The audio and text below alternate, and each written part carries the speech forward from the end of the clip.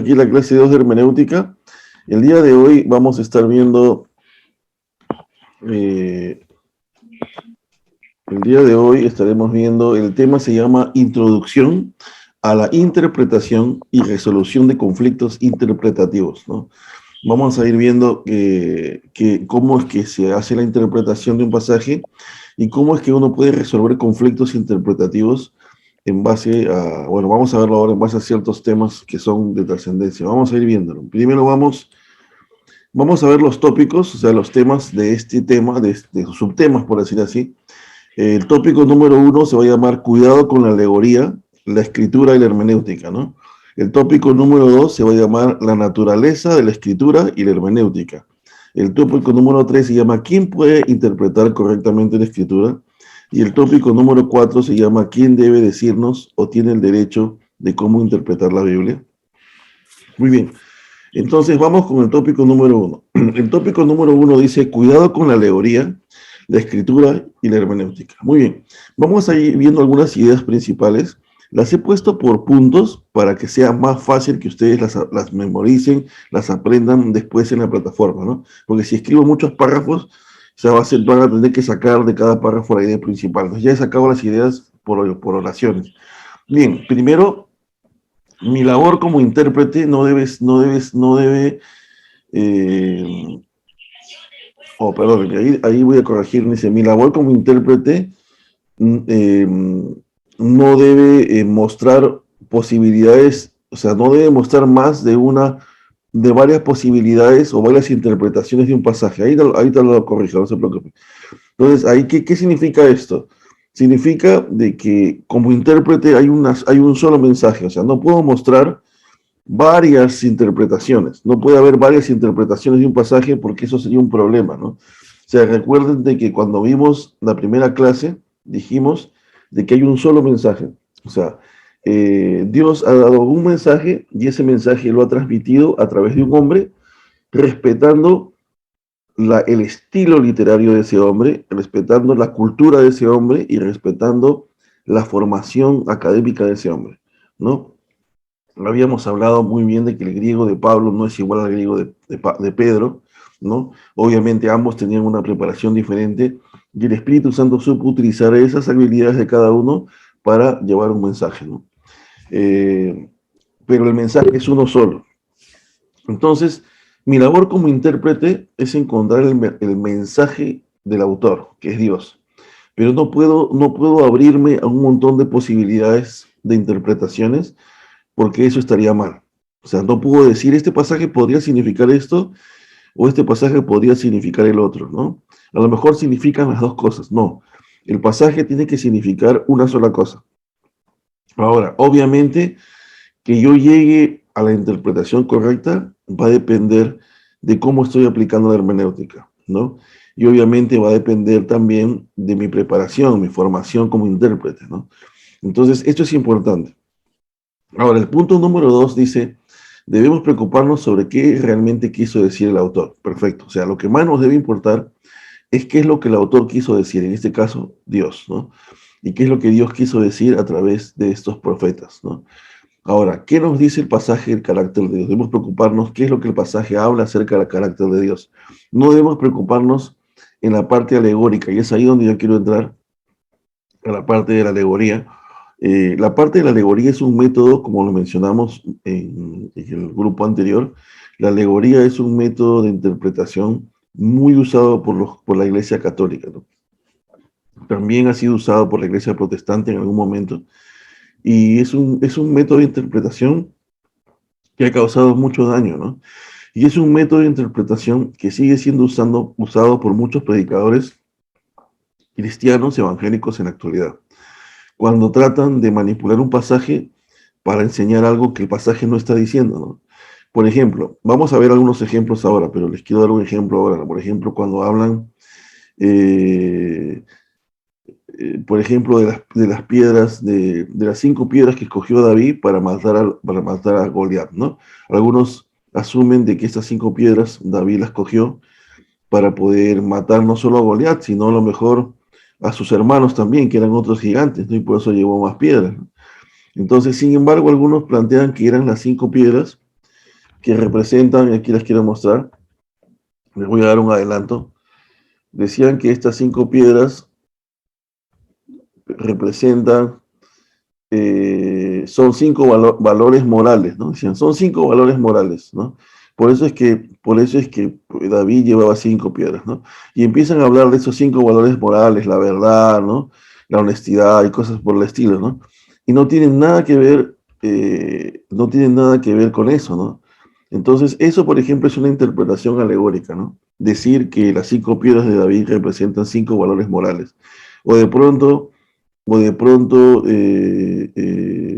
están hablando acerca de David y Goliat, como siempre le hemos mencionado, y de pronto me dicen que David representa a Jesús, que Goliat representa a Satanás, o de pronto dicen que David te representa a ti y Goliat representa tus problemas, ¿no?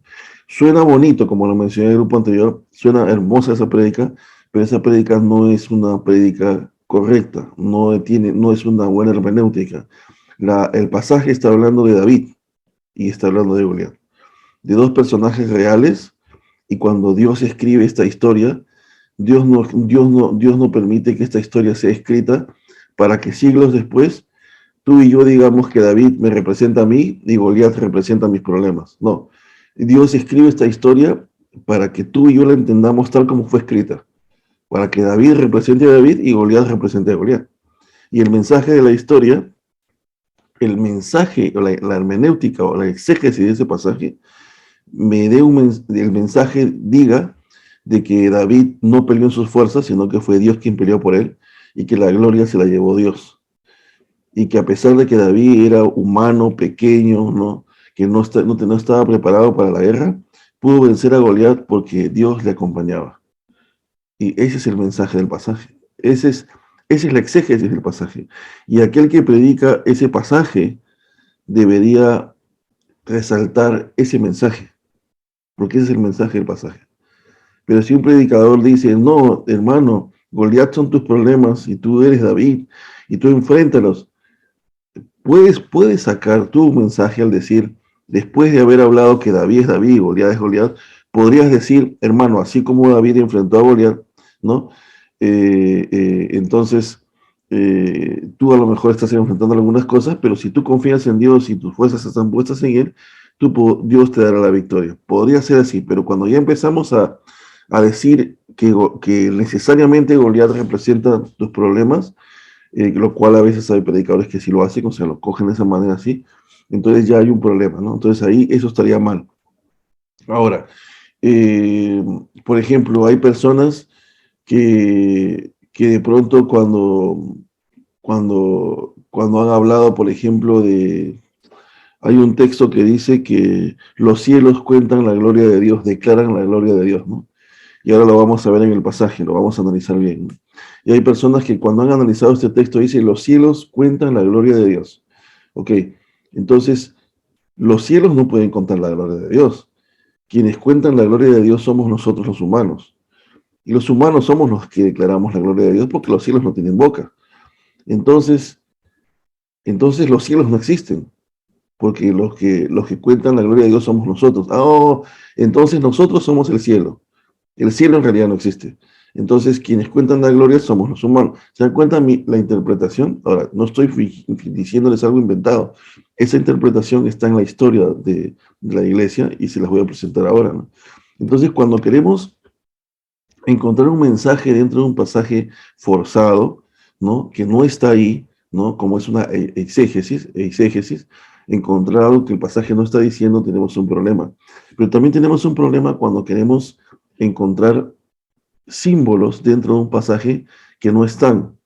Eso no significa que la Biblia no tenga símbolos, la Biblia tiene símbolos y por lo tanto hay que interpretar esos símbolos cuando existen esos símbolos. Por ejemplo, en el Apocalipsis, ¿no? Pero cuando el pasaje no tiene símbolos, no tenemos por qué inventar símbolos que no existen. Si el pasaje habla de David y Goliat, está hablando de David y Goliat. Entonces, no tenemos que decir, ¿y qué representará David? ¿Y qué representará Goliat? Nada, David y Goliat. Así de sencillo. Entonces, ese es un primer principio de hermenéutica, ¿no? Debes interpretar el pasaje tal como está escrito. Ahora, si vamos a Apocalipsis, Apocalipsis habla de, por ejemplo, o algunos libros hablan del león de Judá, es diferente, ¿no? Jesucristo es el león de Judá, pero el pasaje te lo está diciendo. Jesucristo es el león de Judá. Entonces tú vas a coger el león de Judá. ¿Y por qué sería el león de Judá? Hay un símbolo. Pero el pasaje te está diciendo que hay un símbolo. O sea, Dios está permitiendo, ya escrito ese pasaje para que tú entiendas que hay un símbolo. Pero si no hay un símbolo, tú no tienes por qué inventar un símbolo que no existe. Entonces, ese es el problema de la alegoría, que en la Iglesia Católica por muchos años y hasta ahora, y siempre la Iglesia dice, el pasaje tiene dos mensajes. El mensaje dado por el escritor humano y un mensaje escondido detrás que Dios da del pasaje. Entonces ya hay dos mensajes ya.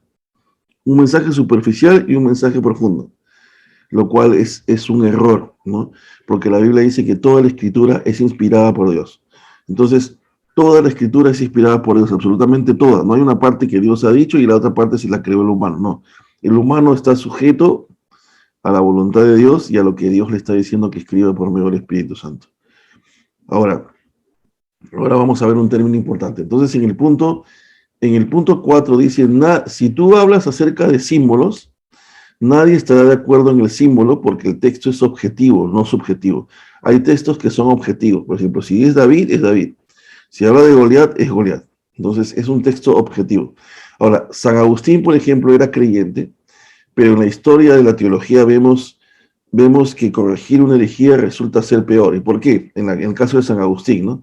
Porque, por ejemplo, San Agustín enseñó bien acerca de la salvación por la fe, ¿no? Él tenía una doctrina de la salvación por la fe que era correcta, soteriología.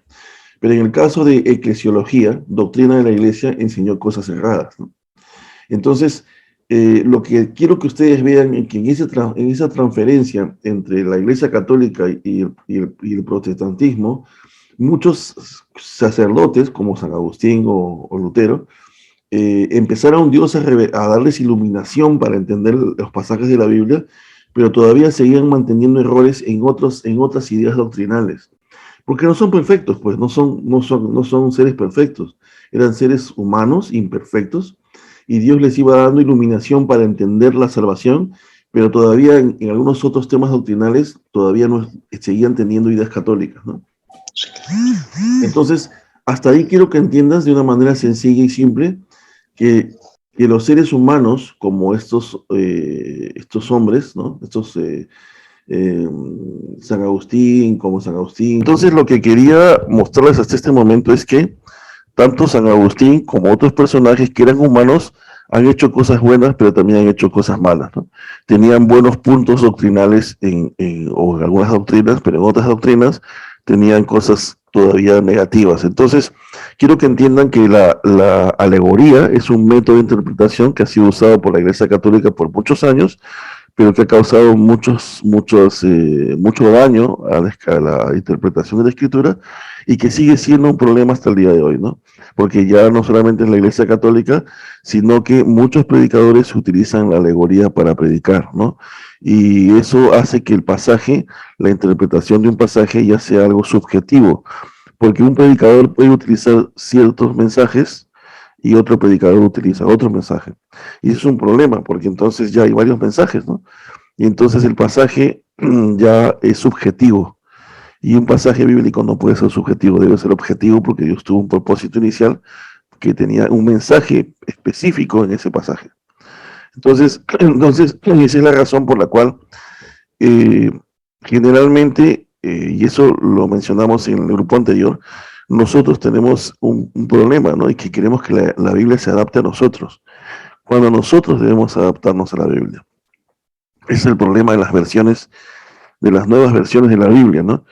Yo no quiero ser, no estoy siendo algún crítico destructivo, por decirlo así, aunque crítica es crítica, no es general, bueno y malo, pero generalmente las nuevas versiones de la Biblia son como la calculadora para los estudiantes, ¿no? O sea, la gente ya no quiere hacer cálculos, ¿no?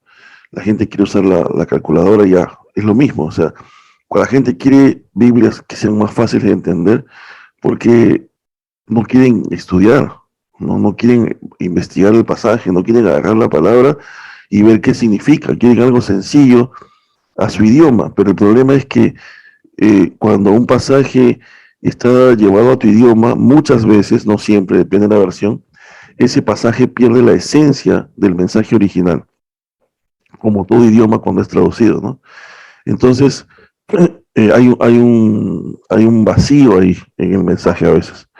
Entonces es importante entender entonces que la interpretación alegórica es un problema, ¿no? O sea, debemos tener cuidado. Si ustedes y yo estamos ahora estudiando hermenéutica y queremos dar un buen mensaje de la escritura, debemos huir de la alegoría cuando el pasaje no menciona símbolos, ¿no? Entonces, debemos estudiar el pasaje bajo ciertos principios hermenéuticos, como el contexto literario, ¿no? Como la gramática del pasaje, el contexto inmediato, el contexto general de la carta, que ahora vamos a ir viendo eso, ¿no? Todas esas cosas deben ser de mayor valor que crear símbolos dentro del pasaje. Muy bien, ahora, por ejemplo, en el punto 7, cuando Pablo habla de que en la narrativa de Génesis Dios rechaza a Agar e Ismael, ¿no? Eh, cuando la narrativa habla de Génesis que Dios rechaza a Agar e Ismael y de que esto simboliza la elección, Pablo no está alegorizando, ¿no? Sino está siendo objetivo en el texto. Algunos, yo sé que es difícil de entender esto, ¿no? Y cuando vimos los temas de la Reforma, eh, muchos en 2 días que Galaxy tuvimos, 21, Juan Gabriel para mu- todo, Juan Gabriel Villarreal. muchos les costó entender ciertos temas, ¿no? ¿Y por qué les costó entender ciertos temas? Porque obviamente son temas complicados de entender para la mente humana cuando hablamos acerca de la elección, ¿no? Muchos nos cuesta entender eso, pero si se dieron cuenta, yo traté de no ponerme en una postura, sino que les mostré todas las posturas y se dieron cuenta de que una de ellas tenía más sentido que las demás, porque las demás no podían responder ciertas preguntas, como por ejemplo, eh, ¿por qué, por qué algunas personas no pueden ser convencidas por el Espíritu Santo, por decirlo así, o mostrarles por qué no pueden, por qué el Espíritu Santo hace ese milagro con algunos y no con otros? Porque al fin y al cabo, sea que el hombre decida seguir a Cristo o no decida seguir a Cristo, no podemos negar que la Biblia dice que quien produce esa fe es el Espíritu Santo. No creo que sea el ser humano, por más que el ser humano diga que yo voy a decidir seguir a Cristo, vamos a suponer. Pero la Biblia es clara y contundente cuando dice que la fe proviene del Espíritu Santo. Ahora, yo sé que hay un accionar en el ser humano, pero la Biblia también es contundente en que el ser humano está muerto. Y es un debate por siglos, es un debate por siglos. Pero, por ejemplo, cuando leemos el pasaje de Romanos capítulo 10 y Pablo habla acerca de la elección, aunque algunos piensan que no está hablando acerca de la elección, pero el pasaje es clarísimo, y aplicas todos los principios de hermenéutica, te vas a dar cuenta que el pasaje está hablando de ese tema. Lo mismo sucede en el libro de Génesis, ¿no? Dios es claro en el pasaje. Ustedes dirán, ¿qué es lo que hizo Dios entre Ismael y Isaac? Escogió a Isaac. Pero Ismael no era el primogénito, sí, pero Dios escogió a Isaac, porque Isaac era el hijo de la promesa. Y después de Isaac no estaba Esaú y Jacob. ¿Y qué hizo Dios? ¿Escogió el primogénito? No, escogió a Jacob, porque a Dios le plació escoger a Jacob. Entonces, Dios eligió a quien quería elegir, ¿no? Para que siguiera, o sea, ni siquiera fueron los padres quienes pudieron haber dicho, no, pero la tradición dice que es el mayor, que no, Dios escogió a otra persona. ¿Y eso cómo se le llama? ¿No es elección? Dios eligió a quien tenía que elegir. Ahora, ese pasaje, por ejemplo, es un tema difícil cuando tienes que hacer una hermenéutica, pero cuando Pablo habla de ese pasaje, él no está alegorizando. Él está siendo claro en el pasaje, está siendo objetivo, ¿no? Ese es un tema que se lo quería mencionar porque también, aún cuando analizamos el tema de la elección en la Biblia, no es un tema que está para alegorizar. O sea, es un tema claro, ¿no? Y contundente, ¿no? Porque tiene un respaldo en el Antiguo Testamento. Pero vamos ahora a, a ver lo siguiente, ¿no? Permítame. En el punto número 8, En el punto número 8 dice lo siguiente: hay mucho simbolismo en la Biblia. El problema no es usar simbolismo, sino crear símbolos que no hay. Eso ya lo hemos mencionado. El problema es cuando es una narrativa y nosotros, en vez de ver el texto claro, creamos simbolismo. Eso también ya lo mencionamos. Cuando los católicos ponen la tradición por encima de la Biblia y los carismáticos ponen las profecías por encima de la Biblia, entonces ya no se cree en la suficiencia de la Escritura. Y ese es algo importante, ¿no? Porque miren lo que dice 2 de Pedro 1:3, dice: como todas las cosas que pertenecen a la vida y a la piedad, nos han sido dadas por su divino poder mediante el conocimiento de aquel que nos llamó por su gloria y excelencia, ¿no? O sea, la Escritura, el conocimiento que Dios nos ha dado a través de la Escritura, a través de Cristo, y Cristo representa la Torah, representa la palabra de Dios, eh, han sido dadas para la vida. O sea, no hay problema en la vida, ¿no? Y en la piedad, que es caminar en la justicia, en los mandamientos de Dios, que la Biblia no pueda responder o resolver. Esa es la razón por la que yo sé que suena duro lo que voy a decir. Para algunos puede sonar duro, ¿no? Pero esa es la razón por la cual existen posturas un poco extremas, ¿no? Eh, cuando se dice que no existe la palabra psicología cristiana, ¿no? Ahora, que un psicólogo que es cristiano, ¿no?, utilice sus sesiones con sus pacientes para poder orar y clamar a Dios y buscar la forma de llevarlos a Cristo, es diferente, ¿no? Bueno, es que ya esa persona es psicólogo y tiene que utilizar su carrera para la gloria de Dios, ¿no? Pero si nos ponemos a pensar si ese psicólogo va a utilizar solo la psicología para poder ayudar a un hombre a encontrarse, a solucionar sus problemas mentales, sus problemas internos del alma, estaríamos mal, ¿no? Porque la Biblia dice que la Biblia es suficiente para resolver esos problemas, ¿no? No necesitamos psicología, ¿no? Que suene drástico, pero es que si pensamos que el hombre necesita de la psicología, entonces hay un problema, ¿no? ¿Por qué? Porque entonces estamos diciendo que el hombre necesita esos principios y en realidad lo que el hombre necesita es de Dios. Y ese es el mensaje que Cristo vino a dar, ¿no?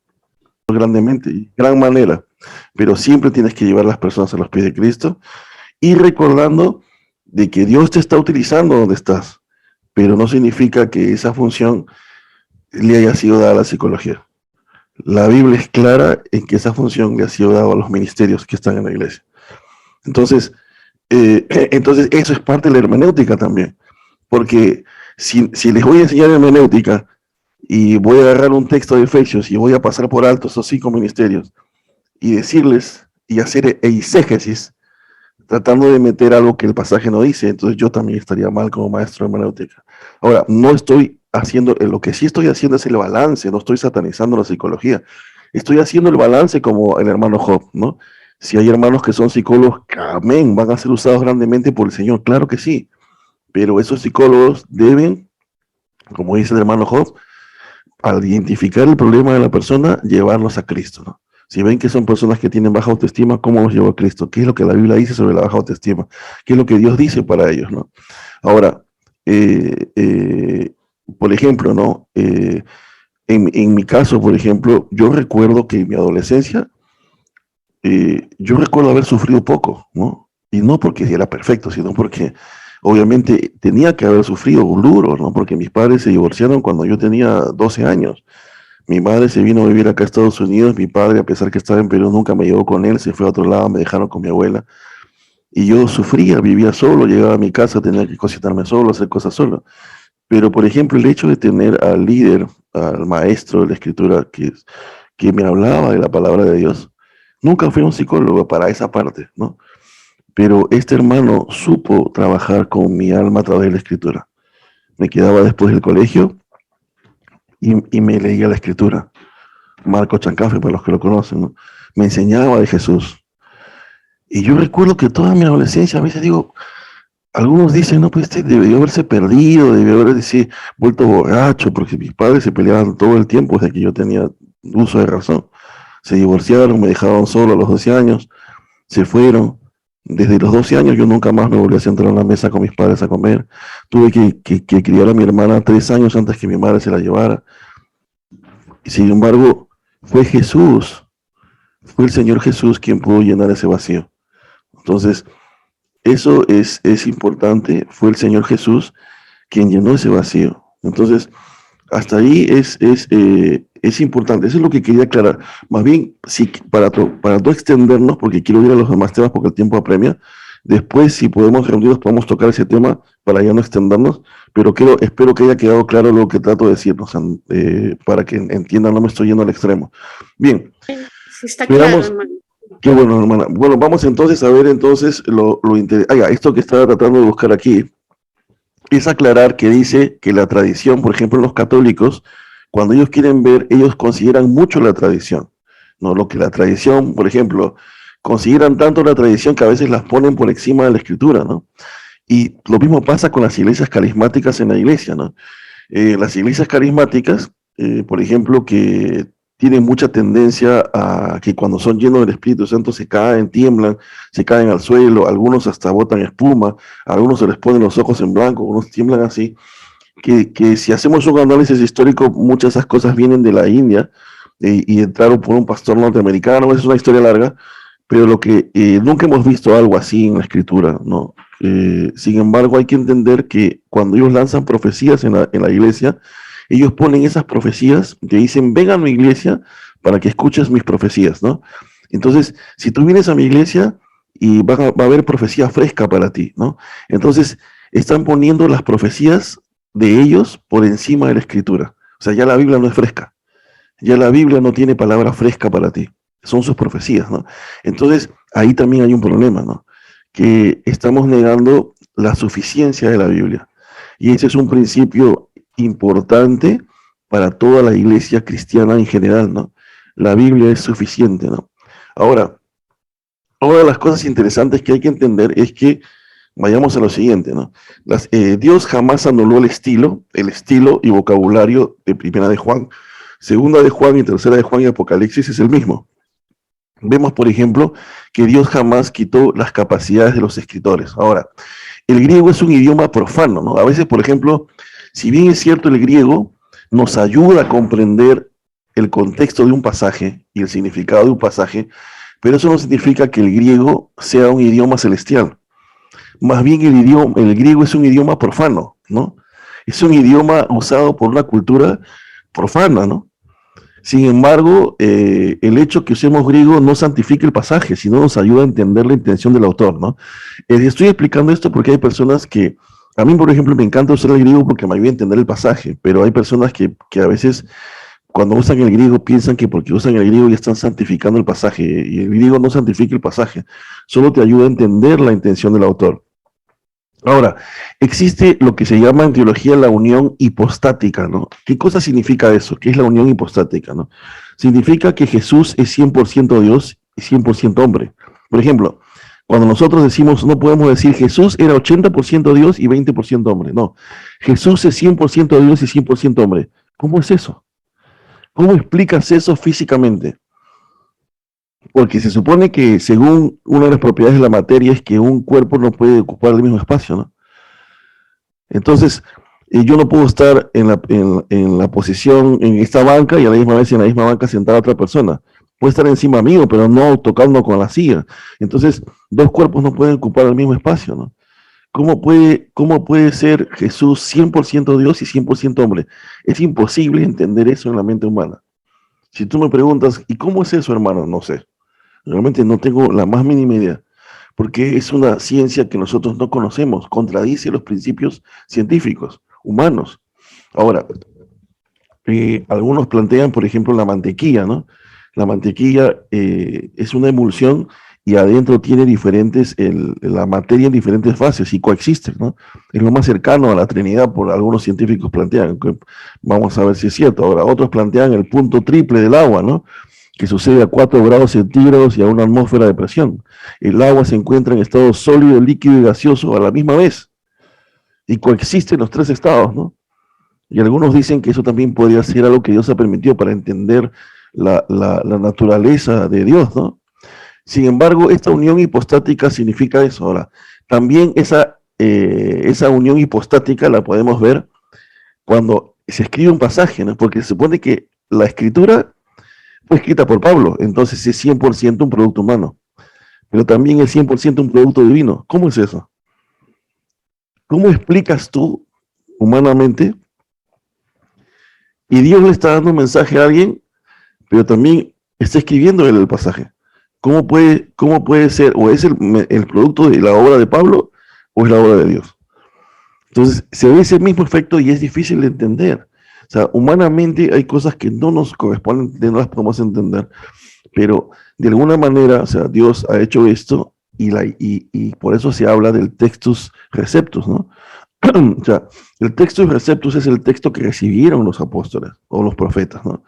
Muchos de esos pasajes, y eso quiero que les quede claro, muchos de esos pasajes, y muchos de ustedes ya lo saben, se han perdido en el tiempo, porque se han traducido de un pergamino al otro, de un pergamino al otro, y hay muchos textos que se han agregado a los pasajes originales, otros se han quitado, otras palabras se han cambiado por otras se han traducido mal. Entonces, la que es fiel es el texto de receptos. Dios ha sido fiel porque a pesar que han habido cambios en la historia, en las traducciones, en las copias de copias, y Satanás ha sido astuto porque ha tratado de meterse para tergiversar algunos pasajes, ¿no? Por ejemplo, si tú lees las nuevas versiones de ahora, hay pasajes que se han eliminado de la Reina Valera 1960. Y los de la época de la 1960 también te van a decir lo mismo, que se han eliminado algunos pasajes y que se han agregado otros. Entonces, y a veces cuando, por ejemplo, los testigos de Jehová nos dicen, sí, pero ese pasaje no está en los originales griegos, muchas veces tienen razón, no estaban en los originales griegos, fueron agregados después. ¿Y cómo manejamos todo eso? Bien, ¿por qué? Porque lo que es la palabra de Dios es el texto de receptos. Y cuando ya empezamos a profundizar más en la escritura, nos vamos dando cuenta de ciertas cosas que ya estás en otro nivel, ¿no? Es como les dije al principio, es como empezar a estudiar aritmética y vas estudiando y no te das cuenta de muchas cosas todavía. Y después estudias álgebra y ves algo, pero cuando ya estás llevando cálculo, ecuaciones diferenciales, y luego aplicas las ecuaciones diferenciales a la física moderna, a la termodinámica, ya ves otro panorama. Tienes otra forma de ver. Entonces tu juicio es diferente. Por eso, cuando ya empiezas a estudiar teología a otro nivel, te vas dando cuenta que hay cosas que no podías ver cuando solamente hacías un devocional de 5 o 10 minutos. Entonces, eso es importante entender. Por eso, esto de la unión hipostática hay que tenerlo en cuenta. Ahora, uno de los peligros de la alegoría y el simbolismo infundado es que es infundado y desmedido, o mejor dicho, el simbolismo infundado y desmedido es que cada uno va a inventar un simbolismo diferente. Y es cierto, uno va a decir tal cosa significa esto y el otro va a decir significa otra cosa. Cuando empezamos a alegorizar el texto, el autor Dios deja de tener el control sobre el texto, ¿no? Y su significado, pues en su lugar lo determina el intérprete. Y eso que acabo de leer es un pensamiento postmodernista de muchos teólogos y pastores de la actualidad. Por eso yo quiero que ustedes entiendan, ¿no? Que todos entiendan, y yo sé que todos lo saben, pero hay que recordarlo, no porque sea una persona teóloga, graduada en teología, o porque tenga una iglesia de miles de personas, significa que está enseñando lo correcto. Conozco, y hay libros, y les voy a pasar, de teólogos actuales, conocidos, reconocidos a nivel mundial, que están aquí en Estados Unidos enseñando una hermenéutica errada, diciendo de que el pasaje está hecho para que tú pongas lo que el pasaje significa, que al final vale lo que el intérprete entiende del pasaje. Y eso está mal, ¿no? Porque y estás haciendo que el pasaje sea subjetivo, estás haciendo que ya Dios pierda el control del pasaje, eres tú quien tiene el control del pasaje, se vuelve humanista ya. Y no solamente eso, sino que algunos predicadores están diciendo de que nosotros los cristianos ya no deberíamos enseñar el Antiguo Testamento, porque es tonto enseñar de algo tan antiguo a un mundo tan moderno, cuando ellos no entienden que cuando Pablo dice que toda la escritura es inspirada por Dios, se está refiriendo al Antiguo Testamento, ni siquiera al Nuevo, porque no estaba escrito, ni siquiera estaba armado, mejor dicho. Entonces, cuando Pablo dice, se está refiriendo, cuando Pablo habla de la escritura, se refiere a la Torá. Pero estos hombres están diciendo de que no se debe enseñar porque es anticuado. Que tampoco deberías enseñar el pasaje que dice, yo, Pablo, apóstol de Jesucristo. ¿Para qué enseñas eso? Dices. ¿En qué va a beneficiar a la iglesia que le digas que Pablo dice, yo, Pablo, apóstol de Jesucristo? Claro que sí. Porque primero puedes enseñar a la iglesia lo que es ser un apóstol real. Puedes enseñarle en ese texto nada más que él dice que es de Jesucristo porque él tuvo un llamado, porque él tuvo un encuentro con Cristo, porque Dios lo llamó. pero estos predicadores dicen que no. Entonces hay que tener mucho cuidado con las ideas posmodernas, porque esas ideas posmodernas, así como los gnósticos atacaron la iglesia de Colosas, el posmodernismo está atacando la iglesia de hoy. Y hay que tener en cuenta eso. Ahora, muchos teólogos de la historia, como todo ser humano, han hecho cosas malas y cosas buenas. Hay que tener en cuenta eso, ¿no? Ahora, veamos, dice, perdóname, vamos a ver. Otro punto es que puede que hayan hecho afirmaciones correctas en soteriología, como en salvación, pero incorrectas en eclesiología, como lo mencioné con San Agustín, ¿no? Otro de los grandes peligros de la interpretación alegórica es que la autoridad básica de la interpretación cesa de ser la de las escrituras, o sea, ya no es la escritura quien tiene la autoridad de interpretar el pasaje y pasa a ser la mente del intérprete, ¿no? De esta manera, la interpretación es torcida por las posiciones doctrinales del intérprete, por la autoridad de la iglesia a la cual éste está unido, y por su posición social o educativa, o por una hueste de otros factores.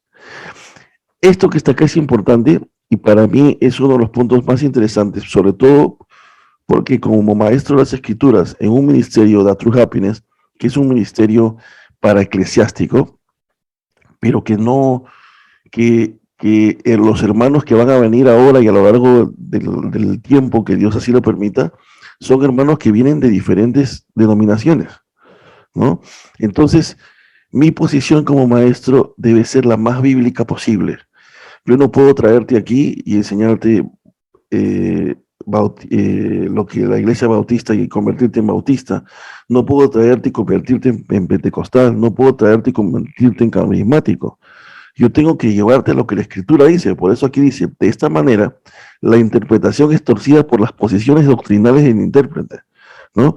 Por la autoridad de la iglesia a la cual éste está unido.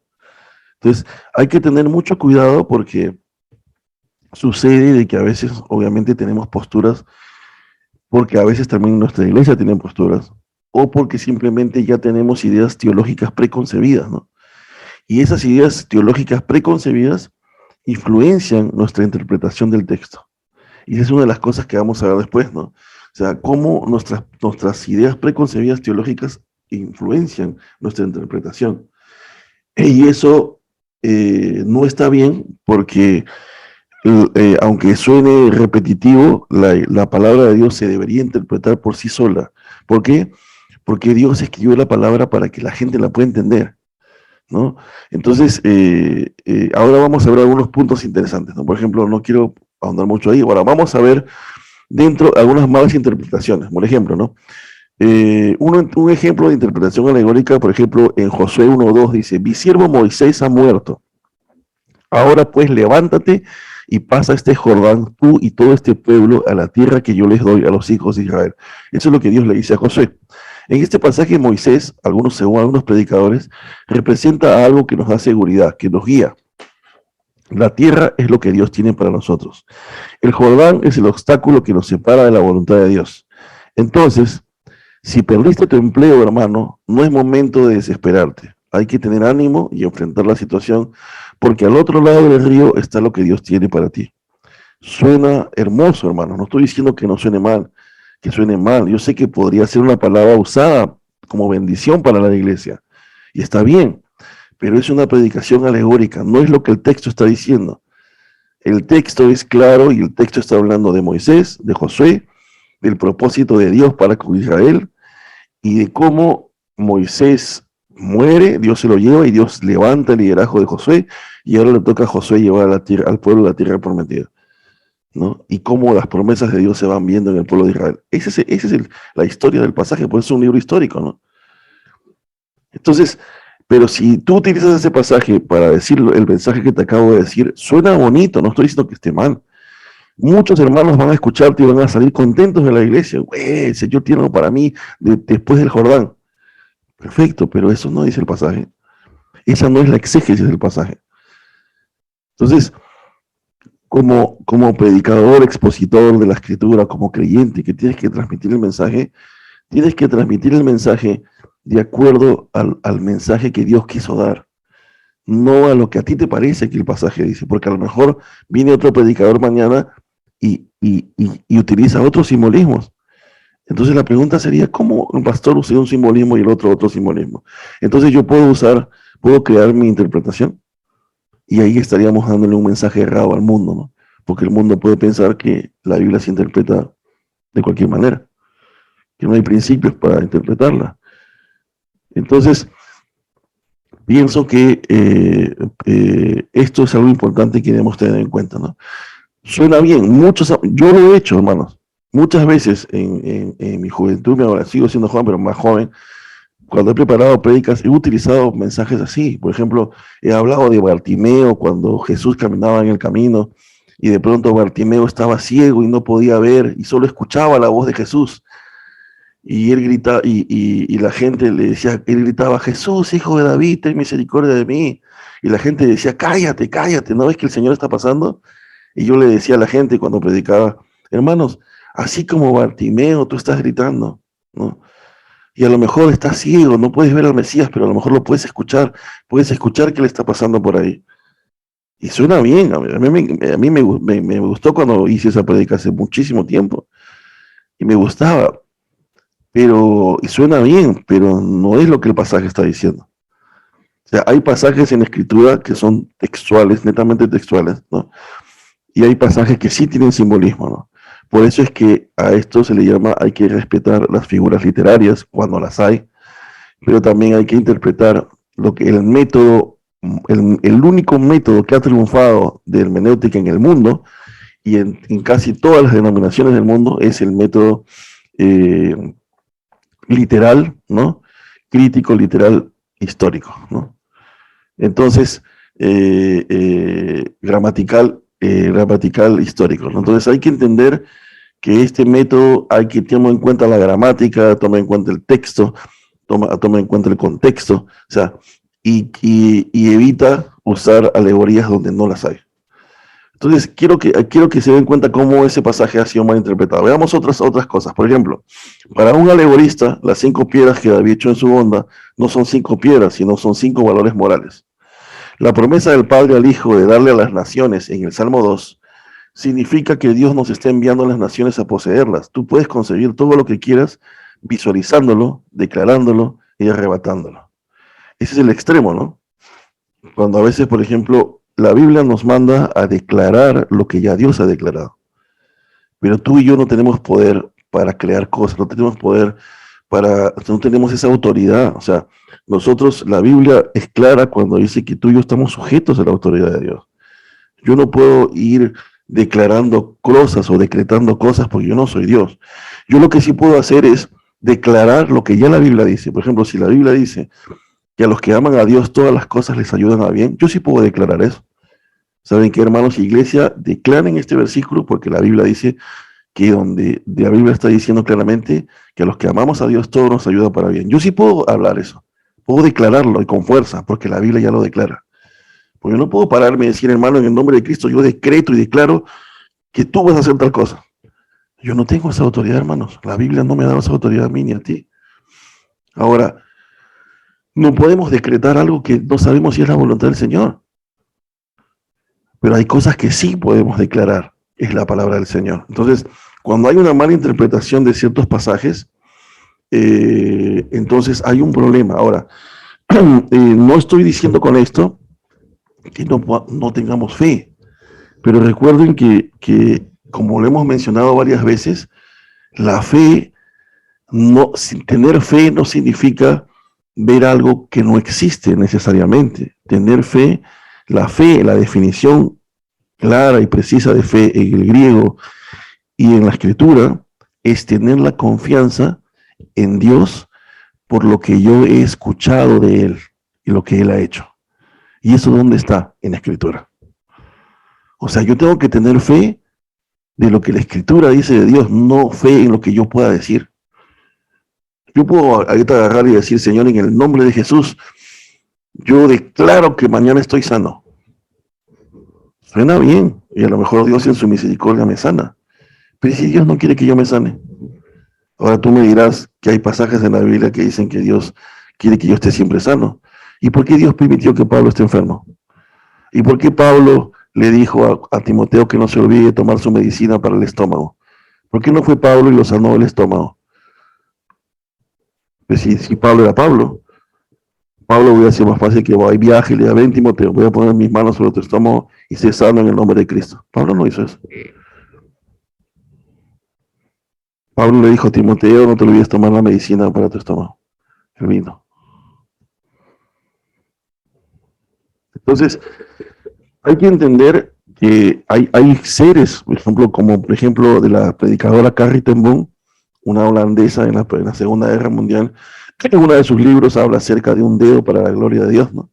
Una mujer que traducía la Biblia con un solo dedo, era paralítica, solo movía un dedo, ¿no? Y tradujo la Biblia al alemán con un dedo, ¿no? Y cuando los nazis llegaban a buscar a quién traducía la Biblia para arrestarlo, no podía andar con el traductor porque nadie se imaginaba que una mujer paralítica que solo movía un dedo podía traducir tantas Biblias, ¿no? Y por eso se llama un dedo para la gloria de Dios. Dios la usaba así. Esa mujer nunca se sanó, pero Dios la usó de esa manera, ¿no? Tenía un propósito, ¿no? Traducir las Biblias en esa época. Entonces, hay que entender eso. Ahora, el cielo, les mencioné hace un rato, ¿no? En el Salmos 19:1, los cielos cuentan la gloria de Dios, ¿no? ¿Qué interpretaba él? Interpretaba que las palabras cuentan y predicar eran sinónimas, ¿no? Decían, los cielos predican la gloria de Dios. ¿Y quiénes son los que predican? Los hombres. Ah, entonces el cielo como lugar no existe, sino que los cielos están refiriéndose a los cristianos. Los cristianos cuentan la gloria de Dios porque los cielos no tienen boca. Entonces, conclusión, los cielos no existen. Segunda conclusión, los cielos somos nosotros. Suena tonto, pero esa interpretación es histórica, hermanos. Ha habido esa interpretación en la historia de la iglesia. Veamos. Quiero mostrarles, vamos a seguir avanzando y al final me concentro en las preguntas para no dejar de terminar. Ahora veamos el tópico número 2. Esto es importante. Primero hemos visto la parte de la alegoría y el daño que la alegoría puede hacer a la interpretación de la escritura. Vayamos ahora al tópico número 2 y es la naturaleza de la escritura y la hermenéutica, ¿no? Veamos algunas ideas principales. Primero, la intención de Dios no es complementar el mensaje humano, sino que Dios comunicó su mensaje a través del hombre. ¿Qué tenemos que entender? Que el hombre escribe lo que Dios ha puesto que él escriba. No es que el hombre escribe un mensaje y Dios complementa el mensaje del ser humano, no. Es un solo mensaje, el mensaje es soplado por el Espíritu Santo, quiere decir que el Espíritu Santo es la fuente, Dios, y el ser humano escribe lo que Dios le dice que escriba. Ahora, la escritura, hay que tener en cuenta la naturaleza de la escritura, ¿no? La escritura es viva y actual. ¿Por qué es viva y actual? Porque Dios me habla a través de la Biblia en el presente. Por ejemplo, en Hebreos 4:12 dice, porque la palabra de Dios es viva y eficaz, y más cortante que toda espada de dos filos, y penetra hasta partir el alma y el espíritu, las coyunturas y los tuétanos, y discierne los pensamientos y las intenciones del corazón, ¿no? Este versículo es poderoso, ¿no? Porque nos desviste prácticamente. Si estamos en pecado, nos muestra nuestro pecado, ¿no? Si es capaz de mostrarnos nuestros errores, nuestros problemas internos. La palabra de Dios es nuestro espejo, ¿no? Nos muestra quiénes somos realmente, ¿no? En Hebreos 12:25 dice, mirad que no desechéis al que habla, porque si no escaparon aquellos que desecharon al que los amonestaba en la tierra, mucho menos nosotros, si desecháramos al que amonesta desde los cielos. ¿Qué está diciendo el autor de Hebreos? Si desechaste a los profetas que vinieron aquí a la tierra a hablarte, ¿no? Imagínate lo que va a pasar si desechas al que te está molestando desde los cielos mismos, Dios mismo. Y el texto en el tiempo dice, mira que no desechéis al que habla. No dice al que habló. Dice al que habla. O sea, Dios sigue hablando. Dios continúa hablando. En Isaías 66:2 dice, mi mano hizo todas estas cosas. Y así todas estas cosas fueron, dice Jehová. Pero miraré a aquel que es pobre y humilde de espíritu y que tiembla a mi palabra. Entonces, la escritura es viva y actual, ¿no? Está actual, o sea, no es que es una palabra muerta. Por eso es que debe seguir temblando ante ella, ¿no? Sigue viva, ¿no? Es actual, ¿no? Y eso hay que tener en cuenta. Veamos, la escritura es poderosa para salvar y sanar, ¿no? Voy a concentrarme ahorita en la parte textual, que es la siguiente. La escritura es inerrante e infalible. Inerrante, dice en la Biblia, no se equivoca en nada, ¿no? Ese es el término inerrante, ¿no? Antes eran considerados como sinónimos, ¿no? Sin embargo, ahora hay que tener un poco de cuidado, porque, por ejemplo, inerrante dicen que la Biblia no se equivoca en nada, es cierto, pero en nada es lo que le corresponde hablar, ¿no? Otros dicen en términos de salvación, la Biblia nos guía a Cristo, pero tiene errores científicos, errores históricos, ¿no? Por ejemplo, Moisés, si considero que la Biblia no fue escrita por Dios, sino que fue escrita por hombres, yo puedo decir que Moisés sí tiene justificación de fallar en sus escritos, porque Moisés, por ejemplo, habla de la creación, pero Moisés no estuvo en la creación. Por lo tanto, tiene derecho a equivocarse, ¿no? Pero como no es así, como quien escribe la Biblia no es Moisés, sino el autor de la escritura es Dios. Por eso dice que la escritura fue inspirada, soplada por el Espíritu Santo. O sea, y ellos escriben lo que Dios quiere que ellos escriban. No puede haber error en la escritura. Porque si tú y yo decimos que la escritura tiene errores, estamos diciendo que Dios es mentiroso. Y Dios no puede ser mentiroso. Ahora, que haya errores quizás en algunas traducciones, eso sí puede existir. Pero es un error humano cuando no está escrito. Pero en el original, en los originales no hay errores. Y aún Dios ha sido tan bueno que a pesar de que el hombre a veces ha metido la mano, Satanás ha querido meter la mano en las escrituras, como hasta ahora, Dios ha permitido que el mensaje en esencia prevalezca, ¿no? Entonces hay que entender eso, ¿no? Algunos dicen, sí, la Biblia no se equivoca en nada, pero en cosas científicas se equivoca.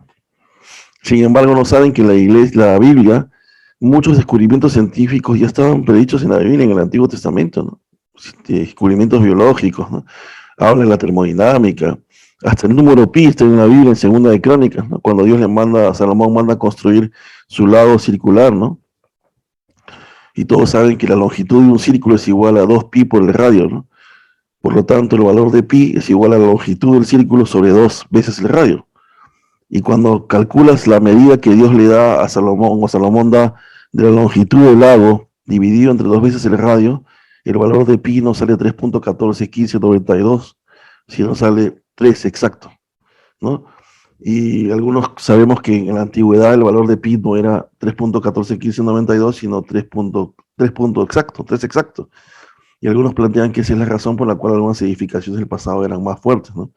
En fin, lo que trato de decir es que la Biblia, el propósito de la Biblia no es hablar de ciencia, sin embargo hay temas científicos dentro, ¿no? Ahora, hay que entender esto. Vayamos a lo siguiente, vayamos al tópico número 3, que es importante. ¿Quién puede interpretar correctamente la Biblia? ¿No? En 1 Corintios capítulo 2, del 14 al 15 dice, pero el hombre natural no percibe las cosas que son del Espíritu de Dios, porque para él son locura y no las puede entender, porque se han hecho de discernir espiritualmente. En cambio, el espiritual juzga todas las cosas, pero él no es juzgado de nadie. Este pasaje es preciso, ¿no? Alguien natural, en sus fuerzas naturales, que no tiene el Espíritu de Dios, no puede entender la Escritura. Esa es la razón por la cual la Escritura está hecha para ser entendida por aquellos que tienen el Espíritu Santo, ¿no? No la vas a poder entender. Puede estar al hombre, al doctor, al que tiene más doctorados en el mundo, y si no tiene el Espíritu de Dios, va a ser difícil que entienda ciertos pasajes. No los va a poder comprender. Porque no es en la mente humana, no es en la capacidad humana que la palabra de Dios va a ser entendida, ¿no? Ahora, por ejemplo, el que busca... Entonces, ¿quién es el que puede entender la Escritura? El que tiene el Espíritu de Dios con él, ¿no? Ahora, y algunos me dirán, esto es una patada para todos nosotros, ¿no? ¿Por qué? Porque algunos dirán, hermano, pero yo conozco, por ejemplo, hay personas que conocen sobre la oración, ¿no? Y yo puedo dar una cátedra sobre la oración. Sí, pero el hecho que tú y yo podamos dar una cátedra sobre la oración no significa que tú y yo conozcamos la oración. Porque tú y yo vamos a conocer realmente la oración cuando conozcamos el concepto y cuando oremos como debe ser. Porque en la Biblia el conocimiento no está dado por lo académico, lo cognitivo, ¿no? Tú y yo podemos conocer la Biblia, por eso es una patada para todos nosotros. Tú y yo podemos conocer la Biblia bien, pero si no la vivimos, no conocemos nada. Entonces algunos dirán, hermanos, pero los católicos conocen sobre el infierno. Ellos también saben igual que nosotros. Y yo te diría, hermanos, si los católicos conocieran sobre el infierno, o por lo menos los curas, que a veces hay muchos que dicen herejías, si ellos conocieran sobre el infierno, no harían lo que hacen. Si muchos predicadores evangelistas que predican herejías conocieran del infierno realmente, no predicarían esas herejías, porque saben que están camino al infierno. Entonces, el conocimiento real de las Escrituras, y esto va para todos nosotros, debería producir un cambio en nosotros. Si realmente nosotros conocemos que la Biblia dice tal o cual cosa, deberíamos cambiar. Pero cuando no cambiamos, de verdad, significa que no conocemos nada. Por eso es que en Proverbios 1:7 dice que el principio de la sabiduría, ¿no? O sea, es el temor a Jehová, ¿no? O sea, vamos a decir, entendimiento es más que afirmar, es más que decir lo que piensas, ¿no? Entendimiento requiere fe. Hay algunos textos que los invito a leerlos cuando vean las separatas. Entendimiento requiere trabajo. O sea, no, tú quieres entender un pasaje, tienes que trabajar para entenderlo, ¿no? Y en 1 Timoteo capítulo 5, verso 17, habla sobre eso, ¿no? Ahora lo vamos a buscar, ¿no? Dice, entendimiento requiere oración, ¿no? Fe produce obras que a su vez producen entendimiento, ¿no? Entonces, estamos hablando de que ¿quién debe ser capaz de entender las Escrituras? Primero debe tener el Espíritu de Dios. Segundo, debe entender que entendimiento no es solo afirmar, es vivirlo. Debe entender que requiere de fe, y nadie puede tener fe a menos que tenga el Espíritu Santo. Requiere trabajo, requiere oración. Entonces esto es importante, ¿no? Veamos. Vayamos al tópico número 4, ¿no? Y es el final, ¿no? Dice lo siguiente: ¿quién debe decirnos o tiene el derecho de cómo interpretar la Biblia? Aquí les pido que se concentren porque esto sí es extenso, pero he tratado de hacerlo corto, ¿no? Podríamos hacerlo más largo todavía, pero creo que con un solo ejemplo va a ser suficiente que me entiendan. Porque es largo, tenemos que tirarnos horas y horas analizando muchos versículos, pero quiero darles una idea y que por lo menos sea el appetizer, ¿no? En la entrada, ¿no? Para que tú digas, wow, te piques, como dicen, nos piquemos y sigamos investigando, ¿no? ¿Quién debe decirnos o tiene el derecho de cómo interpretar la Biblia? ¿El pastor? ¿El predicador? ¿El maestro? No. El único que tiene el derecho de decirnos cómo interpretar la Biblia es Dios, el autor. Y ahora se los voy a mostrar. Por ejemplo, Dios guiaba al autor para que el producto final sea lo que él quería decir por medio de un autor humano. O sea, Dios lo guiaba. Ahora, otra de las cosas importantes es que debemos interpretar el contexto, ¿no? Quiero hacer aunque lo vamos a ver luego en el contexto literario en la siguiente clase, pero quiero que entiendan de que cuando tú lees un pasaje, tú nunca debes leer un pasaje fuera de contexto. Muchas personas tienden a usar la Biblia sin conocer el propósito de la carta. Cogen un versículo de Colosenses y lo utilizan para dar un consejo, para hacer algo, sin tener en cuenta que esa carta fue escrita bajo un contexto donde los gnósticos estaban atacando a la iglesia, donde una herejía estaba dentro de la iglesia y donde prácticamente el autor Pablo tenía que poner a Cristo en el lugar donde debería estar porque los gnósticos habían tirado a Cristo al piso, le habían quitado autoridad. Entonces, tienes que entender el contexto de la carta para usar y entender un versículo de esa carta. Entonces, por eso es que yo antes, en el pasado, te hubiese dicho, lee el capítulo 2 de Colosenses y estúdialo, ¿no? Pero hoy en el presente, después de muchos años, mi consejo sería diferente. Yo te diría, ¿quieres entender el pasaje 2 de Colosenses? Lee toda la carta, entiende el pasaje 1. Si no entiendes el capítulo 1 y no entiendes el contexto histórico de la carta, no vas a entender muchos versículos de Colosenses, por más que quieras, no los vas a entender. Y aún si no entiendes la ideología del gnosticismo del siglo I, que ni siquiera era gnosticismo en esa época, recién se formalizó en el siglo II, pero si no entiendes eso, tampoco vas a poder comprender ciertos términos que Pablo utiliza en griego y que no los utiliza adrede, sino que son términos que los gnósticos utilizaban en esa época. Pero si tú no haces la tarea y no investigas, no vas a entender. Vas a tratar de interpretar la Biblia en nuestro idioma, en español. Y vas a tratar de que la Biblia se adapte a ti. Y no vas a hacer tu trabajo correcto. Tú tienes que adaptarte a la Biblia. La Biblia no fue escrita en español, fue escrita en griego y en hebreo. Y en arameo algunos pasajes. Si tú quieres entenderla, pues tienes que irte al idioma original. Si no fuese importante, Ningún seminario del mundo enseñaría griego y hebreo. Como tampoco, por ejemplo, para que tú des tu examen de manejo para que des tu examen de ciudadanía en Estados Unidos y te hagas americano, el examen no te lo hacen en español. Que yo sepa, solamente les hacen el examen en español a las personas de la tercera edad. Personas que han llegado a otros países ya a la tercera edad y quizás ya no tienen ese dinamismo mental para aprender tantas cosas y ya están más tranquilos, les dan la oportunidad de hacer el examen en español. Pero las personas que son de 50 para abajo tienen que dar el examen de ciudadanía en inglés porque estás dando el examen en Estados Unidos. Entonces yo no puedo venir a Estados Unidos y decir, por favor, mire, yo he venido a esta compañía y quiero que me contraten, pero acá me tienen que hablar en español, ¿eh? Yo inglés no hablo. El jefe de la compañía dice, es que señor, disculpe, pero en esta compañía se habla inglés, no español, no estás en Perú, estás en Estados Unidos. Es lo mismo. ¿Quieres entender la Biblia? Entonces, tienes que aprender un poco de griego. No, que yo quiero entenderla en mi idioma. Bueno, si quieres leerla en tu idioma, pero no la vas a entender completa. Porque van a haber cosas que se te van a salir, se te van a ir de las manos.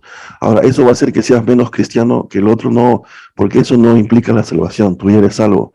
Lo que estamos hablando es de un conocimiento más profundo del pasaje nada más, ¿no?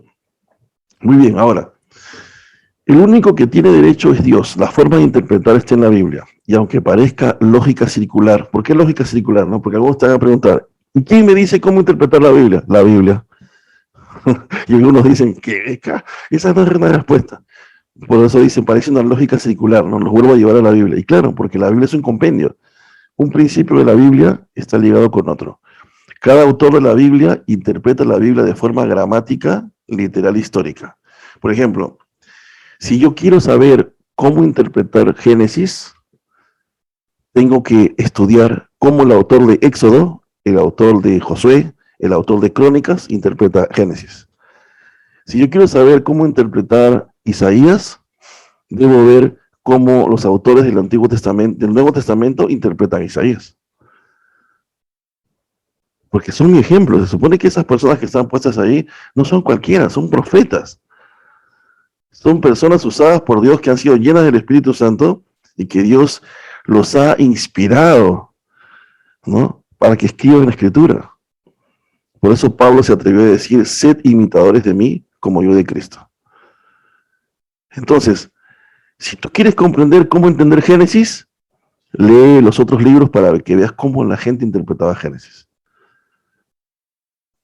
Si quieres entender, por ejemplo, muchos pasajes de Pablo, tienes que entender el Antiguo Testamento. Entonces, vamos a ver algunas cosas. Por ejemplo, Jehová, vamos a hacer un pasaje, que en un solo pasaje voy a mostrarles cómo Dios nos enseña, de alguna manera, cómo debemos hacer hermenéutica de un pasaje. ¿Okay? Y les pido su atención, esto es lo último que vamos a hacer, pero es importante que entiendan los textos. ¿Okay? Jehová prueba que es el único Dios verdadero, ya que es el único que puede predecir el futuro. Eso es lo que vamos a ver ahora. Si alguien no predice el futuro es porque es un ser humano, ¿no? O por lo menos es un Dios falso. Pero si hay alguien que puede predecir el futuro es Dios. Entonces, si alguien predice el futuro, tiene que ser Dios, ¿no? Entonces Dios va a probar que Él es el único Dios verdadero, demostrando que Él puede predecir el futuro. Entonces vamos a Isaías 42 del 8 al 9. Miren lo que dice, ¿no? Por ejemplo, Dios da por sentado que su audiencia va a entender su profecía o palabra de manera literal. O sea, Dios va a lanzar una profecía hacia el futuro, ¿no? Y los del futuro la van a tratar de entender y van a leer la profecía del pasado, o sea, el texto pasado. Pero Dios entiende de que la gente del futuro va a leer el pasaje y lo va a entender tal como está escrito, de forma literal. No van a tratar de buscar simbolismo, sino que van a entenderlo tal como el pasaje dice. Por ejemplo, cuando Dios dice que el pueblo iba a ser exiliado 70 años, el pueblo no fue exiliado 68 años y se equivocó todos. O fueron exiliados 69 años y 3 meses. El pueblo fue exiliado 70 años y cuando fueron 70 años el pueblo fue liberado. O sea, Dios fue preciso en eso. ¿Qué más? En Isaías 42 del 8 al 9, miren lo que dice. Yo Jehová, Este es mi nombre, dice, y a otros no daré mi gloria, ni mi alabanza a esculturas. He aquí, se cumplieron las cosas primeras, y yo anuncio cosas nuevas, antes que salgan a luz. Yo os las haré notorias. Eso es lo que dice en 42. ¿Qué está diciendo ahí? ¿Qué está afirmando Isaías ahí?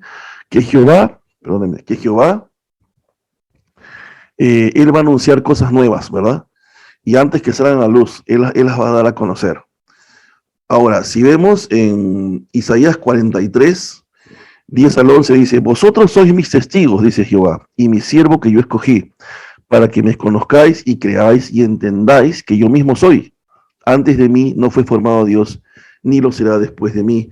Yo Jehová, y fuera de mí no hay quien salve. Al principio está diciendo que Dios crea cosas nuevas, está afirmando eso a través del profeta Isaías, que todo lo que él dice se va a cumplir. Y en el segundo está afirmando que no hay otro Dios único, que sea Él es el único Dios. Está afirmando que Él es el único Dios, no hay más que Él. Luego, veamos, dice en Isaías 44, del 6 al 8, miren lo que dice, así dice Jehová, Rey de Israel y su Redentor, Jehová de los ejércitos, yo soy el primero y yo soy el postrero, y fuera de mí no hay Dios. Otra vez vuelve a declarar que es único. ¿Y quién proclamará lo venidero? Lo declarará y lo pondrá en orden delante de mí, como hago yo desde que establecí el pueblo antiguo. O sea, yo he proclamado lo que va a venir, yo lo declaro, ¿no? Yo lo ordeno en la historia. Anúncienles lo que viene y lo que está por venir. No temáis ni os amedrentéis. No te lo hice oír desde la antigüedad y te lo dije. Luego vosotros sois mis testigos. No hay Dios sino yo. No hay fuerte, no conozco ninguno. Otra vez vuelvo a declarar que Él conoce el futuro, que Él lo establece, que Él lo declara, porque es Dios. Y aparte que no hay nadie como Él. Otra vez en Isaías 41, del 21 al 23 dice, alegad por vuestra causa, dice Jehová, presentad vuestras pruebas. Dice lo que dice, miren lo que dice. Dice el rey de Jacob, traigan, anúncienos lo que ha de venir, díganos lo que ha pasado desde el principio y pondremos nuestro corazón en ello. Sepamos también su postrimería y hacednos entender lo que ha de venir. Dadnos nuevas de lo que ha de ser después, para que sepamos que vosotros sois dioses. O sea, ¿qué hace Dios? Dios reta a los dioses paganos. Y le dice, a ver, si ustedes son dioses como yo, como dicen que son iguales que yo, aunque yo ya he declarado que soy único, Dios les dice, a ver, preséntame pruebas. A ver, anúnciame lo que ha de venir, muéstrame el futuro. Díganme lo que ha pasado desde el principio. A ver, traten de explicarlo. Ni el pasado pueden explicarlo. A ver cómo se creó el mundo. Ah, que esto, que a lo mejor fue así, no sabes. Puedes suponer, tú tampoco estuviste ahí. No puedes explicar ni el pasado, ni puedes anunciar el futuro, ¿no? A ver, dioses, díganme, para saber si realmente son dioses o no. A lo menos haced bien o mal, para que tengamos que contar y juntamente nos maravillemos. O sea, no solamente no predices el futuro, ni conoces el pasado, sino que ni siquiera haces nada. Estás muerto. No hay registros históricos de que Balaam haya hecho algo grande para el universo. Pero sí hay registros históricos de que Jehová de los ejércitos liberó a un pueblo de Israel, de Egipto. Hizo milagros, hizo esto, hizo el otro. Entonces, miren qué interesante, ¿eh? Me encantan estos pasajes. Miren. Luego dice, ya vamos a terminar. Dice aquí en Isaías 44, 25, 28. Miren, ¿eh? Primero hemos visto los pasajes donde Dios a través de Isaías declara que Él es único, que Él conoce el futuro, que Él conoce aún el pasado, que Él conoce todo, que todo está en sus manos. ¿Ok? Que no hay nadie como Él. Y luego que Dios declara de eso dice en Isaías 44, 25 al 28. Yo soy quien deshago las señales de los adivinos y enloquezco a los agoreros, que hago volver atrás a los sabios y desvanezco su sabiduría. Yo, el que despierta la palabra de su siervo y cumple el consejo de sus mensajeros, que dice a Jerusalén, serás habitada, mira, y a las ciudades de Judá, reconstruidas serán y sus ruinas reedificaré. Que dice las profundidades, secaos, y tus ríos haré secar. Que dice de Ciro, es mi pastor y cumplirá todo lo que yo quiero. Al decir a Jerusalén, serás edificada y al templo serás fundada. casi 200 años antes, entre 165 a 200 años antes, Dios predice que va a venir un hombre llamado Ciro. O sea, da su nombre preciso, ni siquiera dice, voy a mandar un hombre, no dice el nombre, se va a llamar Ciro. En 200 años antes casi. Y dice, ese será mi pastor, y cumplirá todo lo que yo quiero. Y les dirá a ustedes, Jerusalén, vengan, vamos a ser edificados otra vez, y otra vez levantar el templo. ¿Y qué pasa en Isaías 45, un capítulo después? Encargo de Dios para Ciro. Así dice Jehová a su ungido, a Ciro, al cual tomé yo por su mano derecha para sujetar naciones delante de él y desatar lomos de reyes, para abrir delante de él puertas y las puertas no se cerrarán. Yo iré delante de ti y enderezaré los lugares torcidos, quebrantaré puertas de bronce y cerrojos de hierro haré pedazos. Y te daré los tesoros escondidos y los secretos muy guardados, para que sepas que yo soy Jehová, el Dios de Israel, que te pongo nombre. Dios habla a Ciro, pero Dios había predecido que iba a ser Ciro. Y miren, veamos, Dios no usa simbolismos, Dios habla de Ciro y Ciro es. En Esdras capítulo 1, entre 159 a 265 años de diferencia, en Segunda de Crónicas, en Esdras 1, dice así: en el primer año de Ciro, o sea, el Ciro el que Dios había predicho 265 años antes, miren, que Dios dio un nombre propio, Ciro. Ciro se va a llamar y Ciro es un nombre. En el primer año de Ciro, rey de Persia, era persa todavía, para que se cumpliese la palabra de Jehová por boca de Jeremías, despertó Jehová el espíritu de Ciro, rey de Persia, el cual hizo pregonar la palabra y también por escrito por todo su reino, diciendo: así ha dicho Ciro, rey de Persia: Jehová, el Dios de los cielos, me ha dado todos los reinos de la tierra, y me ha mandado que le edifique casa en Jerusalén, que está en Judá. Quien haya entre vosotros de su pueblo, sea Dios con él, y suba a Jerusalén, que está en Judá, y edifique la casa a Jehová, Dios de Israel. Él es el Dios, la cual está en Jerusalén. Y a todo el que haya quedado en cualquier lugar donde more, ayúdenle los hombres de su lugar con plata, oro, bienes y ganados, además de ofrendas voluntarias para la casa de Dios, la cual está en Jerusalén. Miren, Dios escribe una profecía 265 años antes, vamos a suponer, está entre 159 y 265. No hay una exactitud, pero hay estudios, y no quería meter eso en las diapositivas porque no quería bloquearlos demasiado, pero si alguno lo quiere, yo se lo paso, donde demuestra que hay un intervalo de tiempo. No se puede sacar la exactitud, pero hay un intervalo de tiempo entre 159 a 265. 159 años antes, Dios escribe una profecía, manda una profecía a través del profeta. Pasan 159, ¿no? Y a lo mejor alguien está en el exilio, ¿no? O está en Jerusalén y lee esa profecía. Y se pregunta, ¿y quién será Ciro? ¿Qué representará Ciro? A lo mejor Ciro representa el rey de Babilonia.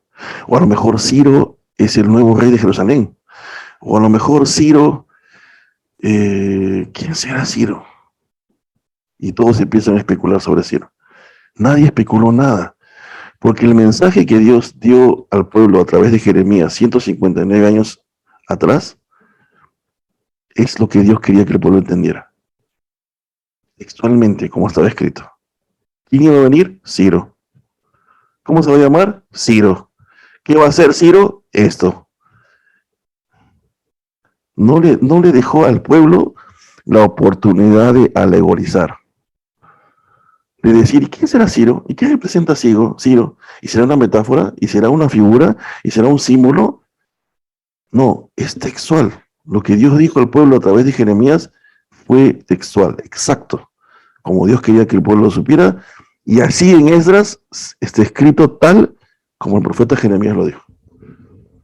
Dios nos está dando, y vamos a ver después en las siguientes clases, Dios nos está dando un primer ejemplo de cómo Dios escribe la escritura y cómo Él quiere que la interpretemos. Hay versículos que tienen símbolos, sí, pero hay otros que son textuales y Dios quiere que se entiendan tal como están escritos. Entonces, Vamos a ver después otros ejemplos diferentes, pero hasta ahí quiero mostrarles esto. Entonces, es importante entender quién debe decirnos o tiene el derecho de cómo interpretar la Biblia. Dios. Ahora, esa es la primera parte. La siguiente clase vamos a ver quién debe decirnos o tiene el derecho de cómo interpretar la Biblia, parte 2. Esa es la parte 1, ¿no? Todavía falta otra parte. O sea, no tengan paciencia. Entonces, hasta ahí, quiero terminar con esto, ¿no? Si yo quiero saber cómo interpretar Génesis, debo ver cómo Moisés interpreta Génesis en Éxodo, Pablo, José. Por ejemplo, la duración de una profecía, ¿no? Jeremías 29:10 dice, porque así dijo Jehová, cuando en Babilonia se cumplan los 70 años, yo os visitaré y despertaré sobre vosotros mi buena palabra para haceros volver a este lugar. 70 años, dijo Jeremías. En Daniel 9:2 dice, en el año primero de su reinado, yo, Daniel, miré atentamente en los libros, miré atentamente en los libros el número de los años de que habló Jehová el profeta Jeremías, que habían de cumplirse las desolaciones de Jerusalén en 70 años. O sea, Daniel no abrió el libro 70 años después y dijo, a ver, ¿qué dice aquí? 70. ¿Y qué será 70? A lo mejor 70, no, Daniel leyó el libro con 70. Así fue, así es sencillo. Dios él no quiso encontrar un simbolismo en lo que 70 significaba. Veamos. El nombre de un rey. En Primera de Reyes, capítulo 13, el 1 al 5, altar, así ha dicho Jehová. He aquí que en la casa de David nacerá un hijo llamado Josías, el cual sacrificará sobre ti a los sacerdotes de los lugares altos, que queman sobre ti incienso y sobre ti quemarán huesos de hombres. Segunda de Reyes dice, y se volvió Josías, y viendo los sepulcros que estaban allí en el monte, envió y sacó los huesos de los sepulcros y los quemó sobre el altar, ¿no? Entonces, estamos viendo cómo la Biblia habla de un Josías y luego en Segunda de Reyes, Dios levanta a un rey llamado Josías. Entonces, con el nombre específico, ¿no? Bien, y esta parte que les voy a leer aquí, la ruta del Éxodo, por ejemplo, en Éxodo 14:21 dice, y extendió Moisés su mano sobre el mar, e hizo Jehová que el mar se retirase por recio viento oriental toda aquella noche, y volvió el mar en seco y las aguas quedaron divididas. En Isaías 63, siglos después, dice el profeta Isaías, el que los guió por la diestra de Moisés con el brazo de su gloria, el que dividió las aguas delante de ellos, haciéndose así nombre perpetuo. Porque algunos pueden decir, les voy a decir, ¿no? Algunos críticos de la Biblia dicen, no. En realidad Dios nunca abrió las aguas. ¿Cómo va a abrir las aguas? Primero, que en ese lugar geográfico que dicen, hemos hecho estudios y siempre la marea es baja. Ni agua hay para abrirla, dicen, ¿no? Entonces vienen otros y les dicen, a ver, espérate, si tú dices que hay poca agua y que Dios no hizo un milagro, porque ¿cómo va a ser un milagro si hay poca agua? ¿Qué cosa va a abrir ahí? ¿Qué milagro hay? Solamente cruzan si el agua le llega a los tobillos. Y yo les diría, claro que hubo un milagro, pues. Tú dices que no hubo milagro, pues yo digo que sí. ¿Por qué? Porque entonces, ¿cómo explicas cómo se ahogaron los egipcios con tan poca agua? Entonces hubo un milagro. Entonces, algunos tratan de criticar esa parte de la historia y tratan de alegorizar y decir que cuando el libro de Éxodo dice que Dios abrió los mares, ¿no? Es una alegoría, es un simbolismo, no es literal. Pero ¿qué hace Isaías siglos después? Dice, el que dividió las aguas delante de ellos. O sea, ¿cuál es la hermenéutica de Isaías? Esto que quiero que entiendan. ¿Cómo interpreta Isaías Éxodo? ¿Diciendo que es una alegoría? ¿Diciendo que es un simbolismo, que Dios abrió los mares? Literal. No, literal. ¿Qué hace Isaías? Dios dividió las aguas. Así de simple, porque así lo dice el pasaje. Muy bien, ahora vayamos al último.